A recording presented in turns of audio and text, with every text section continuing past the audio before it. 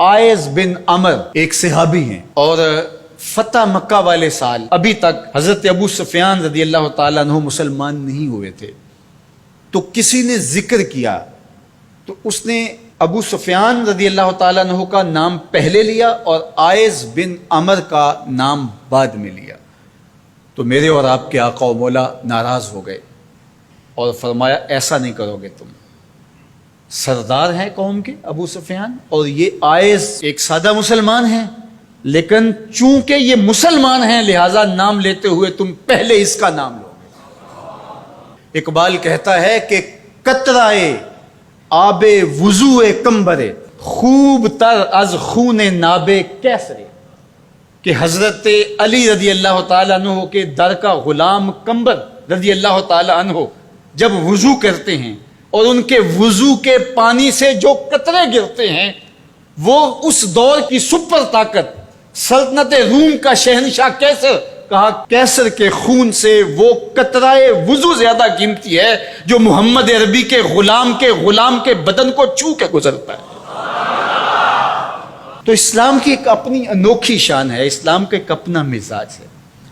لیکن مانوسیت تحریک نے ایک نعرہ بلند کیا 14ویں صدی کے آغاز میں کہ وحدت ادیان کے ذریعے سے لوگوں کو قریب کیا جائے، اور ان کا مقصد کیا تھا کہ مسلمانوں کو تذبذب کے اندر مبتلا کیا جائے. ان کو کہا جائے کہ دیکھو سارے دین کے ماننے والے لوگ ہیں، سب کو حق ہے، عمل کریں، کوئی حرج نہیں ہے، اور ایک دوسرے کے قریب ہوں، ایک دوسرے کے پاس آنا جانا رکھیں. اس طرح کے کچھ نعرے تراش کے جو ہے وہ ایک فکر انہوں نے دینا چاہی. اور یہ فکر 14ویں صدی کے آغاز میں ہی نہیں تھی بلکہ 14 صدیاں قبل کفار مکہ نے بھی حضور کی بارگاہ میں حاضر ہو کے کہا کہ 1 سال ہمارے بتوں کی آپ عبادت کر لیا کریں اور 1 سال آپ کے معبود کی ہم عبادت کر لیا کریں گے. اس کا فائدہ یہ ہوگا کہ اگر آپ کا دین سچا ہوا تو ہمیں فائدہ ہو جائے گا، ہماری آخرت اچھی ہو جائے گی، اور اگر ہمارا دین سچا ہوا تو آپ کا کام بن جائے گا. باہمی مناقشت، لڑائیاں، الجھاؤ یہ بھی نہیں ہوگا، دونوں کا فائدہ ہو جائے گا. جب انہوں نے یہ پیشکش حضور سے کی تو حضور کے سینہ اطہر پہ سورہ الکافرون کا نزول ہوا. قل یا ایھا الکافرون لا اعبد ما تعبدون، اے محبوب فرما دو کہ جن کو تم پوجتے ہو ان کو میں نہیں پوجتا، اور جس کو میں پوجتا ہوں اس کو تم پوجنے والے نہیں ہوں، اور جس کو تم پوجتے ہو میں کبھی بھی اس کو پوجنے والا نہیں ہوں.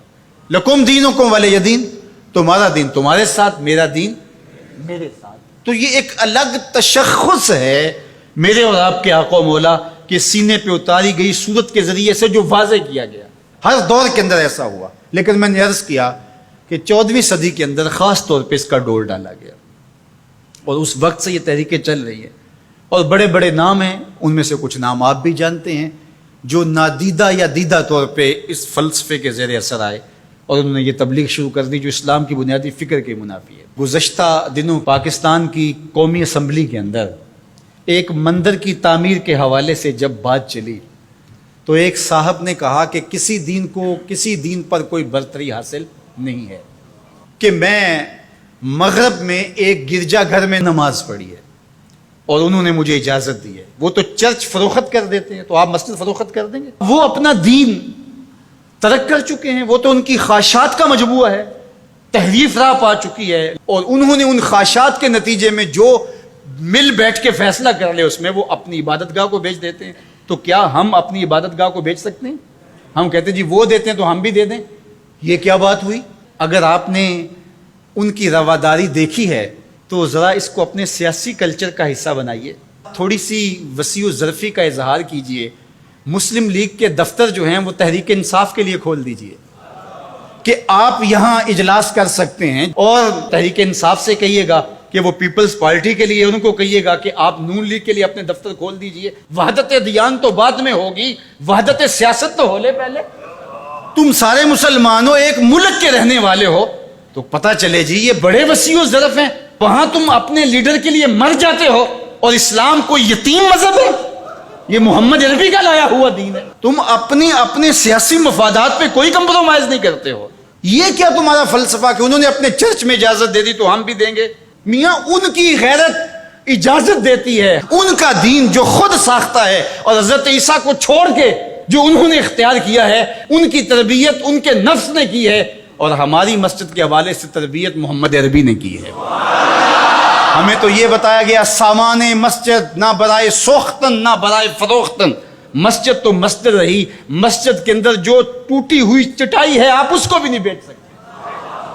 باقی وہ آپ کے لیے یا دو چرچ کھول رہے ہیں اور کہیں کہ وہاں نماز پڑھیں اور آئیں، وہاں میں آپ کو اجازت دیتے ہیں۔ میں آپ کو ایک پیشکش کرتا ہوں کہ انہیں کہیں کہ تم بڑے وسیع ظرف ہو مگر بہت کشادہ ذہن ہے، تو ہمیں مسجد کرتبہ میں نماز پڑھنے دیں۔ مسجد کرتبہ میں جو مسلمانوں کی بنائی ہوئی ہے، 10 مربع کلومیٹر پر پھیلی ہوئی وہ مسجد، اس کے باغات، اس کے احاطے، اس کے متعلقات اگر شامل کریں، حمام شامل کریں تو 10 مربع کلومیٹر پر وہ مسجد تھی، اور 1400 ستونوں پر پھیلی ہوئی مسجد کا حال۔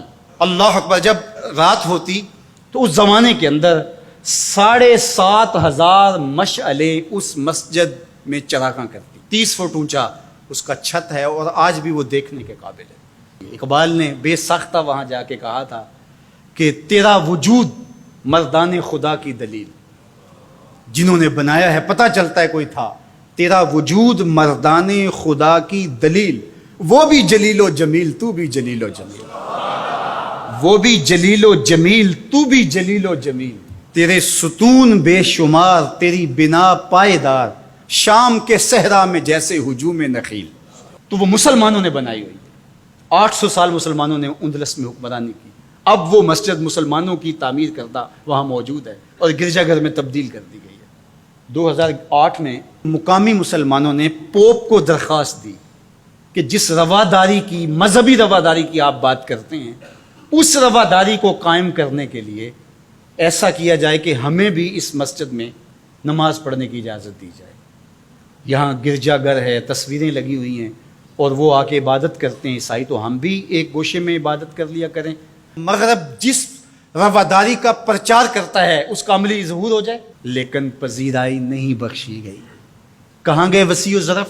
تم کہتے ہو گرجوں میں نماز پڑھنے دیتے ہیں، تو وہاں 2 رکعت پڑھ کے دیکھا۔